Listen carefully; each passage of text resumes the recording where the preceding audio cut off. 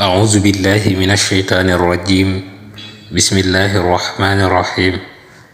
رب اشرح لي صدري ويسر لي أمري واحلل عقدة من لساني يفقه قولي.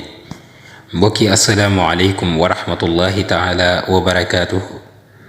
gannaaw ba ñu leen nuyoo ci nuyoo bi gën a sell gën a matale di nuyoo bi lislaam niñ ko baaxoo defee di leen sant bu baax ci ànd bu rafet bi nga xam ne yéen a ngi koy ànd ak ñun jamono bu nekk ci sunu jotaay bi di yóbbalu màggalu Mbàkke Kajoor.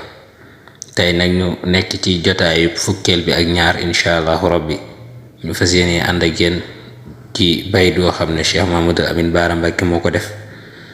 yóbbalub tay bi nag fii la tàmbale. haddaytani yaa haadiyan allamtani saqaytani ka'sa safa rabbaytani.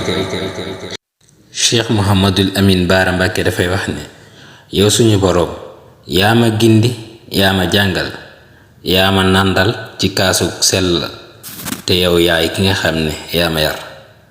kon loolu moo doonoon yóbbalub tay bi ñu leen di jox dig daje ci beneen yoon ci beneen jotaay incha allahu rabbi. wassalaamu aleykum wa rahmatullahi taala wa barakaatuhu.